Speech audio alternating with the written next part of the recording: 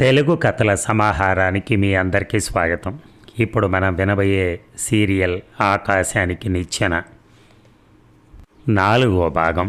రచన K Lakshmikanthamma గారు. మరి కథలోకి వెళ్దామా? జరిగిన కథ. అవినాష్ ఎప్పుడు అందమైన కలలు కంటూ ఉంటాడు. తీరని ఆ కలల గురించి అతడి భార్య వెటకారాలాడుతూ ఉంటుంది. అలా కలలు కంటూ మంచం మేంచి కిందకు దొర్లిపోతాడు అవినాష్. 10th క్లాస్ ఎగ్జామ్స్ రాస్తున్న కూతురు వెంట తోడుగా వెళ్ళమని భార్య గాయత్రి చెప్తుంది. కాయగూరల కోసం మార్కెట్కి వెళ్ళిన అవినాష్కి ఎదురవుతాడు అతడి కొలీగ్ రవీంద్ర. ఆ రోజు ఆఫీస్కి సెలవు పెడుతున్నట్టుగా సెక్షన్ ఇన్ఛార్జికి చెప్పమని రవీంద్రకి చెప్తాడు అవినాష్. పరీక్షల సమయంలో చదవకుండా నిద్రపోతున్న వంశీకృష్ణ గురించి భర్తకు చెప్పిన ఉమకి సర్ది చెప్తాడు రవీంద్ర. అవినాష్ చిట్టీల వ్యాపారం ప్రారంభిస్తాడు. రవీంద్ర కొడుకు వంశీకృష్ణ 10th క్లాస్ ఫస్ట్ క్లాస్లో పాస్ అయి తన కూతురుకి 2nd క్లాస్ వచ్చిందని అవినాష్ ఫీల్ అవుతాడు. క్రికెట్ రంగంలో వంశీకృష్ణ ఎంతో బాగా రాణిస్తాడని, అతడికి తను కోచింగ్ ఇస్తానని రవీంద్రతో చెప్తాడు క్రికెట్ కోచ్ ప్రమోద్ కుమార్. మరి ఇప్పుడు 4వ భాగంలోకి వెళ్దామా? అప్పుడే గ్రౌండ్లో పెద్దగా అరుపులు వినిపించాయి. వారిద్దరూ అటు చూస్తే వంశీకృష్ణ కాలేజీ టీం కుర్రాళ్ళు ఉత్సాహంతో గంతులేస్తున్నారు. టాస్ గెలిచినట్టుంది. వారు టాస్ గెలిస్తే అంత సంబరపడిపోతున్నారు ఎందుకు? ముందుగా ప్రత్యర్థి జట్టుకి బ్యాటింగ్ అవకాశం ఇస్తే వారు చేసిన టార్గెట్ని ఛేదించడం సులభం అనుకుంటున్నట్టుంది. వారి అంచనా సరైందేనంటావా? ఈ పిచ్ గురించి తెలిసిన వారికి ఆ నిర్ణయం సబబుగానే అనిపిస్తుంది. అదిగాక ఇలాంటి కాలేజీ స్థాయి కాంపిటీషన్లో అవతల జట్టు ఏర్పరిచిన టార్గెట్ని ఛేదించడం ప్లేయర్స్కి ఉత్సాహం కలిగించే అంశం అవుతుంది అన్నాడు. రవీంద్ర నవ్వి ఊరుకున్నాడు. ఆట మొదలైంది. మొదట బ్యాటింగ్ చేసిన జట్టు దాటిగానే ఆటను కొనసాగించింది. మొదటి వికెట్ 50 పరుగుల వద్ద, రెండో వికెట్ 80 పరుగుల వద్ద పడిపోయాయి. ఆ తర్వాత మరో 70 పరుగుల వరకు వికెట్ను కాపాడుకుంది. ఆ జట్టు మరో 100 పరుగులు జోడించేసరికి మిగిలిన 7 వికెట్లను చేజార్చుకున్నారు వారు. మొత్తం మీద 250 పరుగులకు ఆల్అవుట్ అయిపోయారు. మధ్యాహ్నం ఆట ఆగే వరకు ప్రమోద్ కుమార్ రవీంద్రతోనే ఉన్నాడు. ఆట ఆగాక వంశీకృష్ణ వారిద్దరి దగ్గరగా వచ్చాడు. నాన్న, మీరు మాస్టారు హోటల్కి వెళ్ళి భోంచేసి రాకూడదు? నేను ఇంటికి వెళ్ళొస్తానురా అనబోయి ఆగిపోయాడు రవీంద్ర. అతడికి వంశీ ఉద్దేశం అర్థమైంది. తన కొడుకు మాస్టార్ని భోజనానికి తీసుకెళ్ళమని చెప్తున్నాడు. అలాగే అన్నాడు అతను. ప్రమోద్ కుమార్ని బలవంత పెట్టాకే స్కూటర్ ఎక్కాడు. ఇద్దరూ దగ్గరలో ఉన్న హోటల్కి వెళ్ళారు. భోంచేశాక ప్రమోద్ కుమార్ బిల్లు ఇవ్వబోతే రవీంద్ర ఒప్పుకోలేదు. అతడు బిల్లు చెల్లించాక ఇద్దరూ హోటల్ నుంచి బయటకు వచ్చారు. వారు గ్రౌండ్కి చేరేసరికి మ్యాచ్ అప్పుడే తిరిగి మొదలు కాబోతోంది. ఓపెనర్లుగా వంశీకృష్ణ మరో కుర్రాడు క్రీజ్లో నిలబడున్నారు. ఏమిటి, మావాడు ఓపెనర్గా దిగుతుంటాడా?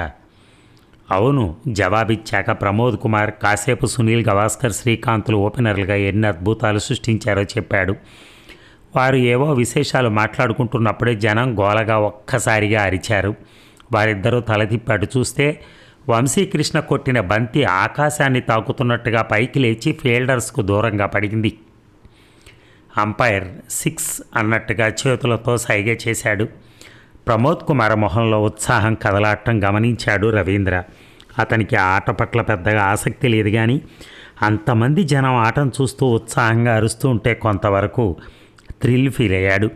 ఇంతలో పక్క నుంచి ప్రమోద్ కుమార్ పలికాడు. మనవాడు 6లు లేపటం మొదలెట్టాడు. వంశీ గనక ఫామ్లో ఉంటే ఆటను ఒక్క చేత్తో గెలిపించగలడు. ప్రమోద్ కుమార్ చెప్పదలుచుకున్నది పూర్తి కానీ లేదు. జనం మరోసారి మరింత పెద్దగా అరిచారు. అటు చూస్తే బాల్ ఫీల్డర్స్ మధ్య నుంచి దూసుకుని బౌండరీ వైపుకు వెళ్ళిపోతోంది. 4 అని ప్రమోద్ కుమార్ చిన్నపిల్లాళ్ళ అరిచాడు. అప్పుడే ఆ ఓవర్ అయిపోతూ ఉండడంతో బ్యాట్స్మెన్ మారారు. రవీంద్ర అటు ఇటు చూస్తుంటే మరోవైపు కుర్రాడు కార్డ్బోర్డ్ పట్టుకుని ఉన్నాడు. దాని మీద రాసి ఉన్న వాక్యం చదివాడు అతను. Vamsi, we want 6. పుత్రోత్సాహం అన్నది తండ్రికి పుత్రుడు జన్మించినప్పుడే పుట్టదు, జనుల ఆ పుత్రుని కనుగొని పొగిడినప్పుడే అన్నది అక్షరాల నిజం అనిపించింది రవీంద్రకి.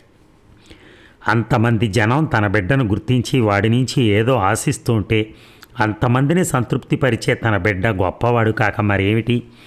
మరో ఓపెనర్ సింగిల్ రన్ తీసి బ్యాటింగ్ ఛాన్స్ వంశీకృష్ణకిచ్చాడు. 2వ బాల్ 3వ బాల్ వేస్ట్ చేసిన వంశీకృష్ణ 4వ బాల్ 6 కొట్టాడు. 5వ బాల్ 4 జనం ఈలలు కేకలు. ఆరో బాల్ తిరిగి సింగిల్ రన్. జనం బెర్రెక్కిపోయినట్టు అరిచేస్తున్నారు. మీ వాడి వీర విజృంభణ చూడండి సార్. ప్రమోద్ కుమార్ అతడి చేయిని గట్టిగా పట్టుకుని కుదిపేస్తూ అన్నాడు. కొత్త ఓవర్లో మొదటి బాల్ ఆకాశాన్ని తాకిందా అన్నంత పైకి లేచింది. అక్కడ పిన్ డ్రాప్ సైలెన్స్. ఇద్దరు ముగ్గురు ఫీల్డర్లు ముఖాన్ని ఆకాశానికి ఎత్తి బాల్ కేసు చూస్తూ చేతులు పైకెత్తారు. బాల్ కిందకి జారుతూ ఉంది. అక్కడున్న వారి గుండెలు ఆగిపోయిన ఫీలింగ్. జనమంతా ఊపిరి పీల్చడం కూడా మర్చిపోయారు. ఫీల్డర్లు వెనక్కి వెనక్కి వెళ్తున్నారు. ఇంచుమించుగా బౌండరీ దగ్గరికి వెళ్ళారు. బాల్ కిందకి జారింది. ఒక ఫీల్డర్ ఆ బాల్ను అందుకున్నాడు. ఆ ఫీల్డర్ అత్యుత్సాహంతో రెండు చేతులు బిగించి అంటూ అరిచాడు. ఆ ఫీల్డర్కి తెలుసు వంశీకృష్ణ అవుట్ చేస్తే సగం మ్యాచ్ని జయించినట్టే అని. అత్యుత్సాహంతో అరుస్తున్న ఆ ఫీల్డర్ తన కాళ్ళకేసి చూసుకోవడంతోనే షాక్ తిన్నట్టుగా అరవటం మానేశాడు. అతని కాళ్ళు ఆల్రెడీ బౌండరీ లైన్కి అవతలున్నాయి. అంటే వంశీకృష్ణ 6 కొట్టాడన్నమాట. జనం తిరిగి ఊపిరి పీల్చుకున్నారు. తిరిగి వారి గుండెలు కొట్టుకోవడం మొదలైంది. వంశీకృష్ణ ఇక ఆగలేదు. 6, 4ల వర్షం కురిసింది. అతడు 110 పరుగులు చేసి క్యాచ్ అవుట్ అయ్యాడు. అది ఆ 110 పరుగులు 72 బాల్స్కే చేయటం రికార్డు. రవీంద్ర కొంత నిరాశపడ్డాడు. అతడి మొహంలోని నిరాశ గమనించి ప్రమోద్ కుమార్ పలికాడు. వంశీ అవుట్ అయ్యాడని బాధపడుతున్నారా? ఏ క్రికెట్ ప్లేయర్ కూడా సెంచరీ చేసి అవుట్ అయితే బాధపడాల్సినటువంటి అవసరమే లేదు. చూడండి, వంశీనే మ్యాన్ ఆఫ్ ది మ్యాచ్గా ప్రకటిస్తారు. వంశీకృష్ణ అవుట్ అయ్యాక ఆట కాస్త స్లో అయింది. అయితే ఓపెనర్స్ అప్పటికే 150 పరుగులు తీసి ఉండడంతో మిగిలిన 100 పరుగులు స్లోగా అయినా పూర్తి చేసేశారు. తర్వాత జరిగిన బహుమతి ప్రధానోత్సవంలో వంశీకృష్ణకు మ్యాన్ ఆఫ్ ది మ్యాచ్గా ప్రకటించారు. ఇక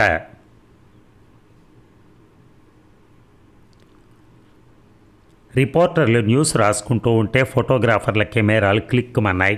రవీంద్ర ఆనందం అవధులు దాటింది. ఇకపోతే మీరు టిఫిన్ చేసి ఆఫీస్కి వెళ్ళటం అంటూ ఉందా లేదా? లేదే, ఈరోజు ఆఫీస్కి వెళ్ళి ఫైల్స్ ముందేసుకుని కూర్చున్నాను. ఆ ఫైల్స్లో ఈ పేపర్స్ కనిపిస్తాయేమోనని అనుమానంగా ఉంది. అతడు తన ముందున్న దినపత్రికలు ఆమెకు చూపించాడు. ఈ ఆనందం ఈ రోజంతా నన్ను ఏ పని చేయనివ్వకూడదనుకుంటాను. చేయనివ్వదు. ఉమా మాట్లాడకుండా వచ్చి భర్త పక్కనే కూర్చుంది. అతడు ఎదురుగా ఉన్న దినపత్రికలోకి చూస్తే ప్రతి పేపర్లోనూ వంశీకృష్ణ ఫోటో ప్రింట్. క్రికెట్ రంగానికి ఆశాకిరణం, దూసుకొస్తున్న యువకిషోరం అని. కొడుకు గొప్పతనం జనమంతా గమనించి పొగడ్తలతో ఆకాశానికి ఎత్తేస్తూ ఉంటే ఏ తల్లిదండ్రులైన ఆనందంతో పొంగిపోరా? ఉమా అంది. రాబోతున్న కాలంలో ఇంతకన్నా గొప్పగా ఆనందం పొందే సందర్భాలు మరెన్నో రాబోతూ ఉండగా ఈరోజే ఎంత మురిసిపోతే ఎలాగండి? అది నిజమే అనుకో, అతడు నసిగాడు. అందుకే చెప్తున్నాను, ఈ రోజుకి ఈ పేపర్ చూడటం మానేసి టిఫిన్ తిని ఆఫీస్కి వెళ్ళండి. ఆఫీస్కి వెళ్ళడమే కాదు, అక్కడ మా వారందరికీ మనం వంశీ సాధించిన విజయం గురించి చెప్తాను. ఈ దినపత్రికలు వారికి చూపిస్తాను అని. ఆమె మరేం మాట్లాడకుండా కిచెన్లోకి వెళ్ళిపోయింది. 2 నిమిషాల తర్వాత డైనింగ్ టేబుల్ మీద ప్లేట్ పెడుతూ రండి టిఫిన్ పెట్టాను పిలిచింది. అతడు వెళ్ళి డైనింగ్ టేబుల్ ముందు కూర్చున్నాడు. రవీంద్ర ఉప్మా సగం తిన్నాక అప్పుడే గుర్తొచ్చినట్టుగా ఆమె వైపు తిరిగి అడిగాడు. వంశీ కనిపించట్లేదు, ఎక్కడికి వెళ్ళాడు? కొడుకు సాధించిన విజయానికి తండ్రి పొంగిపోతూ ఉంటే మరి విజయం సాధించిన ఆ కొడుకు మాత్రం ఊరుకుంటాడా? అంటే వాడు న్యూస్ పేపర్స్ కొనుక్కుని తన ఫ్రెండ్స్కు చూపించేందుకు వెళ్ళాడు. ఓస్ ఇంతేనా? నవ్వేశాడు రవీంద్ర. అతడు టిఫిన్ తినటం పూర్తయింది. టీపై మీద న్యూస్ పేపర్స్ చేతపట్టుకుని ఉమా వెళ్ళొస్తాను అంటూ బయటికి నడిచాడు. ఇంటి ముందున్న స్కూటర్ స్టార్ట్ చేసి ఆఫీసు వైపు పోనిచ్చాడు. రవీంద్ర ఆఫీస్కు చేరుకోగానే అతడి కొలీగ్స్లో కొంతమంది చుట్టుముట్టి అభినందనలు అందజేశారు. ఓహో, ఇప్పటికే వీరందరికీ ఆ విషయం తెలిసిపోయిందేమో. వారి అభినందనలు అందుకుంటూనే మనసులో అనుకున్నాడు అతను. కొద్దిసేపటి తర్వాత రవీంద్ర అవినాష్ కోసం పక్క ఆఫీస్కి వెళ్ళాడు. అక్కడున్న రికార్డ్ అసిస్టెంట్ని అవినాష్ గురించి అడిగితే, భలేవారే సార్, మీరు 10ంటికే వచ్చి అవినాష్ కోసం అడుగుతున్నారా? 12 దాటితే తప్ప అతడు ఆఫీస్కి రావడం అన్నది మీకు తెలిసిన విషయమే కదా అంటూ నవ్వాడు. అతడు నవ్వి, తెలుసు అనుకో, అయినా ఒకవేళ వచ్చాడేమోననుకుని వచ్చాను అంటూ ఆఫీసులో నుంచి బయటికి నడిచాడు. రవీంద్ర తన సీట్లో కూర్చుని పనిచేసుకుంటూ ఉండగా 12 గంటలకు 10 నిమిషాల ముందుగానే అవినాష్ అతడి సీటు దగ్గరికి వచ్చాడు. హాయ్ రవీంద్ర, నా కోసం ఆఫీస్కి వచ్చావట కదా? అతడు తలాడించి కూర్చో అన్నాడు. అవినాష్ అతడు ఎదురుగా ఉన్న కుర్చీలో కూర్చున్నాడు. రవీంద్ర తన టేబుల్ సరుగులోంచి తను తెచ్చిన దినపత్రికలు తీశాడు. అవి అవినాష్ ముందుంచి, అవినాష్, మా అబ్బాయి గురించి పేపర్స్లో ఎంత గొప్పగా రాశారో చదువు అన్నాడు. అవినాష్ ఆ దినపత్రికలు తీసుకుని 10 నిమిషాల సేపు చదివాడు. తర్వాత రవీంద్రతో చేయి కలిపి కంగ్రాచ్యులేషన్స్ అన్నాడు. Thank you. సరే, మనం అలా క్యాంటీన్ వరకు వెళ్ళి ఛాయ్ తాగొద్దాం పద. మామూలుగా అవినాష్ అలా పిలిస్తే వీలైనంత వరకు తిరస్కరించేవాడు. అయితే ఆ రోజు ఏదో తెలియని ఉత్సాహం మనసులో పొంగి పొరలుతూ ఉంటే పద అంటూ సీట్లోంచి పైకి లేచాడు. ఇద్దరు లిఫ్ట్ దిగి ఆఫీస్ ఆవరణ దాటి రోడ్డు ఎక్కారు. కేఫ్ వైపు నడుస్తూ ఉండగా అవినాష్ అడిగాడు, Ravindra, Vamshi first class student కదా? అవును. మరి ఫస్ట్ క్లాస్ స్టూడెంట్ని ఇలా ఆటలకు పంపి పాడు చేయటం ఎందుకు? ఆటల పిచ్చిలో పడి పిల్లల చదువును నిర్లక్ష్యం చేస్తారు. వంశీకృష్ణ చదువును నిర్లక్ష్యం చేయటం లేదు. ఒకవైపు గేమ్స్లో పార్టిసిపేట్ చేస్తూనే మరోవైపు కాన్సన్ట్రేషన్గా చదువుతున్నాడు. ఇంటర్మీడియట్లోనూ ఫస్ట్ క్లాస్ మార్కులు తెచ్చుకుంటానంటున్నాడు. కాసింత కోచింగ్ ఇప్పిస్తే చాలు, మెడికల్ ఎంట్రన్స్ ఎగ్జామ్ రాసి ఖచ్చితంగా ర్యాంకు తెచ్చుకుంటానంటున్నాడు. మీ వాడు చాలా సులభంగానే హామీలు ఇచ్చేస్తున్నాడు. వేలకు వేలు ఖర్చు పెట్టి ప్రైవేట్ జూనియర్ కాలేజీలో చేర్పించి రోజుకు 18 గంటలు రాచి రంపాన పెట్టి చదివిస్తున్నా మా అమ్మాయి ఫస్ట్ క్లాస్ తెచ్చుకుంటుందో లేదోనని నా అనుమానం. ఇక గవర్నమెంట్ కాలేజీలో చదువుతూ ఎలాంటి కోచింగ్కి వెళ్లకుండా ఆటలతో టైం పాస్ చేసే మీ వాడు ఫస్ట్ క్లాస్ తెస్తాడు. ఎలా తెస్తాడు? ఆ పైన కొద్దిగా కోచింగ్ ఇప్పిస్తే మెడికల్ ఎంట్రన్స్లో ర్యాంకు తెచ్చుకుంటాడట. నువ్వు చెవిలో పువ్వు పెట్టుకున్నావని మీ వాడు నీకు కథలు వినిపిస్తున్నట్టుంది. అవినాష్ వ్యంగ్యంగా పలికిన మాటలకు మనసులో ముళ్ళు గుచ్చుకున్నట్టుగా బాధపడ్డాడు రవీంద్ర. ఆ సమయంలో అతడికి ప్రమోద్ కుమార్ చెప్పిన మాటలు గుర్తుకొచ్చాయి. ఒకవేళ వంశీకృష్ణ ఫస్ట్ క్లాస్ తెచ్చుకోకపోయినా పర్వాలేదు, చదువే ప్రపంచం కాదు. మనిషి స్థిరపడేందుకు చదువు కన్నా చక్కని దారులు మరెన్నో ఉన్నాయి. ప్రమోద్ కుమార్ మాటల సారాంశం అది. పిల్లలకి మరీ అంత స్వేచ్ఛ ఇవ్వటం మంచిది కాదు రవీంద్ర. వారు పిల్లలు, వారికి స్వేచ్ఛ విలువ ఎంతవరకు తెలుసుంటుంది? వారు మనం ఇచ్చిన స్వేచ్ఛను దుర్వినియోగం చేస్తారు. ఆటపాటల్లో పడిన విద్యార్థి చదువు మీద కాన్సన్ట్రేషన్ చేయలేడు. అప్పుడు నోరు విప్పాడు రవీంద్ర. మావాడు ఫస్ట్ క్లాస్ తెచ్చుకుంటానన్నాడు, కానీ ఒకవేళ వాడు ఫస్ట్ క్లాస్ తెచ్చుకోకపోయినా, ర్యాంకు తెచ్చుకోకపోయినా బాధపడను. నిన్న వాడికి జనం పట్టిన బ్రహ్మరథం చూశాక నాకున్న భ్రమలన్నీ తొలగిపోయాయి. చదువే లోకం అనుకోవటం తప్పని నేను తెలుసుకున్నాను. వారిద్దరూ అప్పటికే కేఫ్ సమీపించారు. క్యాంటీన్ మెట్లెక్కుతున్న అవినాష్ ఆగి అతడి వైపు చిత్రంగా చూశాడు. ఏమిటి, చదువే లోకం అనుకోవటం తప్పని తెలుసుకున్నావా? నువ్వేం మాట్లాడుతున్నావు? రవీంద్ర ఎలాంటి ఎక్స్ప్రెషను మొహంలో కనిపించనివ్వకుండా ముందుకు నడిచి కేఫ్లోకి వెళ్ళి ఒక టేబుల్ ఎదురుగా ఉన్న కుర్చీలో కూర్చున్నాడు. అవినాష్ అతన్ని అనుసరించి వెళ్ళి ఎదురుగా కూర్చున్నాడు. అప్పుడు పలికాడు అతను, నిజంగానే చెప్తున్నాను, మావాడు క్లాసులు ర్యాంకులు తెచ్చుకోవాల్సిన అవసరం లేదు. అయినా సరే మావాడు ప్రయోజకుడు అవుతాడని నేను భావిస్తున్నాను. పిల్లల్ని స్వేచ్ఛగా వదిలేస్తే వారు చెడిపోతారనే నా అభిప్రాయం అన్నాడు అతను. నీ అభిప్రాయం తప్పని నేను అనుకుంటున్నాను అవినాష్. నా అభిప్రాయాలు ఏనాడు తప్పు కావు. పిల్లల్ని క్రమశిక్షణతో పెంచాలి. వారికి 24 గంటలు చదువే లోకంగా చేయాలి. లేకపోతే అప్రయోజకులు అయిపోతారు. చివరికి మనకే బరువైపోయి జీవితాంతం బాధపడేలా చేస్తారు. అది నిజం. వాదనలతో అభిప్రాయాలు మారవనుకుంటా అవినాష్, రవీంద్ర నవ్వుతూ అన్నాడు. కావచ్చు, కానీ నా అభిప్రాయం సరైందనే నా నమ్మకం. సరే, ఎవరి అభిప్రాయాలు వారికి సరైనవిగానే కనిపిస్తాయి. రవీంద్ర పేదాల మీద చిరునవ్వు తొలగిపోలేదు. సప్లయర్ కుర్రాడొస్తే అతడే ఆర్డర్ ఇచ్చాడు. అయితే అవినాష్ మాత్రం ఇరిటేట్ అయిపోతున్నాడు. ఆ భావం అతడి మొహంలో స్పష్టంగా కనిపిస్తోంది. రవీంద్ర, నేను నీకన్నా తెలివైన వాడిని అనుకుంటున్నాను. అందుకు సాక్ష్యం ఏమిటంటే నీకన్నా కాస్త తక్కువ జీతం గల ఉద్యోగంలో ఉంటూ కూడా నీకన్నా ఎక్కువగా సంపాదించగలగటం. ఒక వ్యక్తి తెలివితేటలు తెలుసుకోవాలంటే అతడు ఎంతవరకు సక్సెస్ అయ్యాడో తెలుసుకుంటే చాలు. డబ్బు సంపాదన విషయంలో నేను సక్సెస్ అయ్యాను కాబట్టి తెలివైన వాడి అభిప్రాయాలు ఎప్పుడూ సరైనవిగా ఉంటాయి. తెలివైన వాడి అభిప్రాయాలను ఫాలో కావటం నీలాంటి వాళ్ళు చేయదగినటువంటి పని. రవీంద్ర పెదవులు బెగబట్టి కొద్ది సెకండ్లో మౌనంగా ఉండిపోయాడు. అవినాష్ తనను తెలివి తక్కువ వాడని డైరెక్ట్గా అనకపోవచ్చు, కానీ ఇండైరెక్ట్గా తెలియజేసిన అభిప్రాయం అదే. కాబట్టి తను అతడి ఆలోచనలు అనుసరించాలట. రవీంద్ర కొంత కోపం వచ్చిన మాట వాస్తవం. సప్లయర్ కుర్రాడు ఛాయ్ తెచ్చి టేబుల్ మీద పెట్టాడు. రవీంద్ర ఛాయ్ కేసు చూడకుండానే అన్నాడు, అవినాష్, మన మధ్య వాదనలు ఎందుకు కానీ, పిల్లలకి స్వేచ్ఛనివ్వకుండా చదువే లోకంగా గిరిగీసి బ్రతికించాలన్నది నీ అభిప్రాయం. పిల్లలకి చదువే లోకం చేయకూడదని, వారిలోని సృజనాత్మకతను, కళాభిరుచిని, ఇతర ఆసక్తిని ప్రోత్సహించి వారిని మంచి మనుషులుగా తీర్చిదిద్దాలన్నది నా అభిప్రాయం. మన భావాల వైరుధ్యంతో ఒకరినొకరు బాధ పెట్టుకోవటం ఎందుకు? మీ ప్రత్యూషణను నీ భావాలకు అనుగుణంగా పెంచు. మా వంశీకృష్ణ నేను కోరుకుంటున్నట్టుగా పెంచుకుంటాను. ఎవరి అభిప్రాయం సరైందన్నది కాలమే రుజువు చేస్తుంది అన్నాడు. అవినాష్ మెల్లగా తలాడించాడు. సరే, అలాగే చేద్దాం. అతడు అదోలా నవ్వాడు. మీ వాడు ఏదో అదృష్టవశాత్తు 10th క్లాస్లో ఫస్ట్ క్లాస్ తెచ్చుకుని ఉండొచ్చు. మా అమ్మాయికి 2nd క్లాస్ మాత్రమే వచ్చి ఉండొచ్చు. అంత మాత్రాన నా అభిప్రాయం తప్పని నేను ఓడిపోయానని అనుకోకు. చూద్దాం. ఇంటర్మీడియట్లో ఫస్ట్ క్లాస్ తెచ్చుకున్నాక మా అమ్మాయి మెడికల్ ఎంట్రన్స్లో ర్యాంక్ కొట్టి మెడికల్ సీట్ సంపాదిస్తుంది. ఇది నా ఛాలెంజ్. అతడు కాసింత ఆవేశంగా పలికాడు. ఛాలెంజ్ అనే మాట వాడకపోయినా నేను మావాడు మెడిసిన్లో సీటు సంపాదించుకోగలడనే అనుకుంటున్నాను. మావాడి మీద నాకు ఆ నమ్మకం ఉంది. నమ్మకం కాదు కావాల్సింది, పిల్లల్ని చెరకు మిల్లులో వేసి రసం తీసినట్టు వారిని పట్టుబట్టి చదువుని బయటికి తీయాలి. అంత అవసరం లేదు. చూద్దాం, ఎవరి అభిప్రాయం సరైందో కాలమే చెప్పబోతుంది కదా. ఇద్దరు 1/2 ఛాయ్ తాగారు. రవీంద్రనే బిల్లు చెల్లించాడు. వారిద్దరూ కేఫ్లోంచి బయటకు వచ్చి ఆఫీసు వైపు అడుగులేశారు.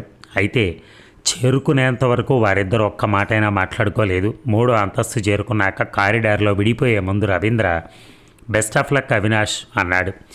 అవినాష్ మారు మాట్లాడకుండా చేయి కలిపి తన ఆఫీసు వైపు అడుగులేశాడు. రవీంద్ర చిరునవ్వు నవ్వుకుంటూ తన ఆఫీసులోకి వెళ్ళిపోయాడు. ఇక గాయత్రి, నువ్వేం చేస్తావో నాకు తెలియదు. ప్రత్యూష 8ంటికి కోచింగ్ సెంటర్ నుంచి ఇంటికి రాగానే నువ్వు దాని పక్కనే కూర్చుని 12 వరకు చదివించాలి. వేకోజామున 4ంటికే నిద్రలేపి 6 వరకు తన పక్కనే కూర్చుని చదివించు. నాకు కావాల్సింది మన అమ్మాయి ఇంటర్లో ఫస్ట్ క్లాస్ రావాలి, మెడికల్ ఎంట్రన్స్లో ర్యాంకు రావాలి. ఆ సాయంత్రం ఇంటికి వచ్చాక అవినాష్ అలా అనటం 10వసారి. మొదటిసారి అలా అన్నప్పుడే కారణం కూడా అడిగి తెలుసుకుంది గాయత్రి. రవీంద్రకి తన భర్తకి మధ్య వాదన పెరిగి పందెం వరకు వచ్చిన విషయం ఏమిటో తెలిసింది. ఆ విషయంలో రవీంద్ర అభిప్రాయమే కొంతవరకు సబబుగా తోచింది ఆమెకి. చెరుకును మిల్లులో వేస్తే రసం వస్తుంది, కానీ పిల్లల్ని పీడిస్తే చదువు రాదు. అది నిజం. నీ అభిప్రాయం తప్పు అని ఆమె భర్తకు చెప్పాలనిపించింది. కానీ అతడు వినే రకం కాదని తెలిసి ఉండడంతో మౌనంగా ఉండిపోయింది. ఏమిటి చెప్పింది వినిపించిందా? గాయత్రి వినిపించిందన్నట్టుగా తలాడించింది.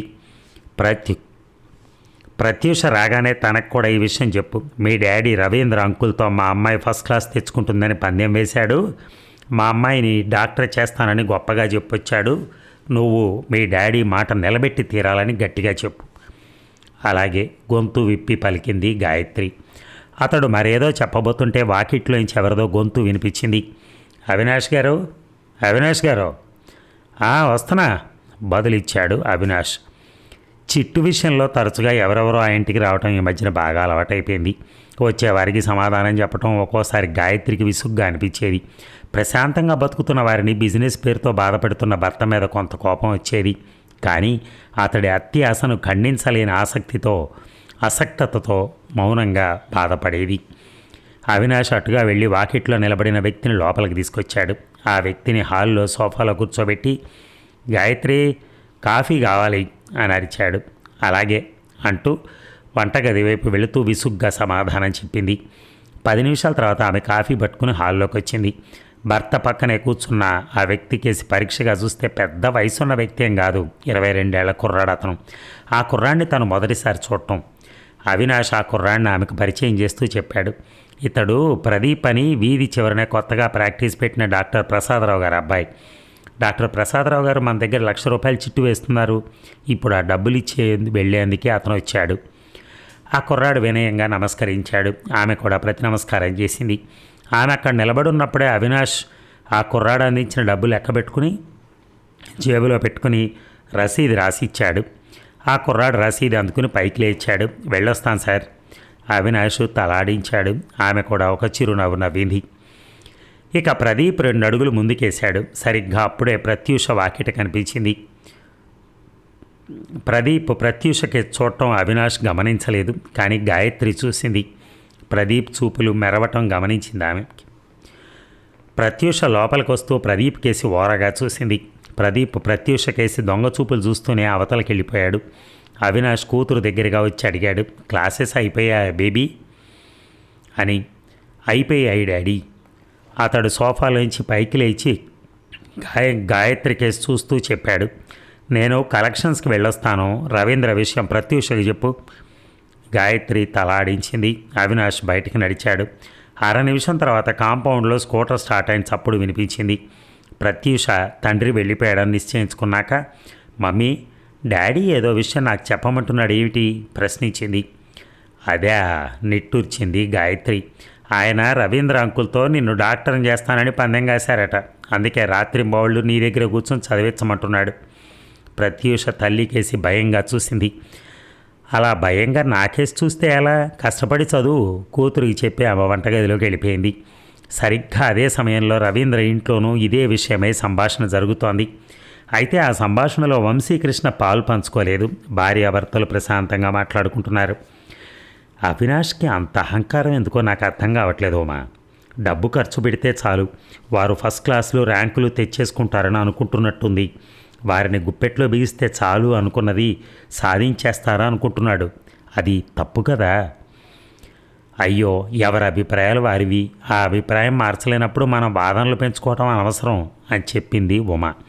ఈ మధ్య ఆమె భర్త ఆలోచన దృక్పథాన్ని అనుసరించే ప్రయత్నం చేస్తోంది.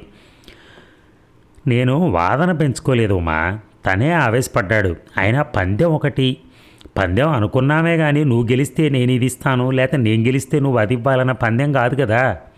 ఆమె మౌనంగా ఉండిపోయింది. అయినా ఈ విషయం వంశీకి చెప్పకు, పిల్లల్ని టెన్షన్కి గురి చేయటం మంచిది కాదు అన్నాడు. అలాగే అని జవాబిచ్చింది ఆమె. అదండి మరి ఈ కథ, ఈ సీరియల్ ఈ భాగం ఇంతటితో సమాప్తం. మళ్ళీ రేపు కలుద్దాం. Thank you.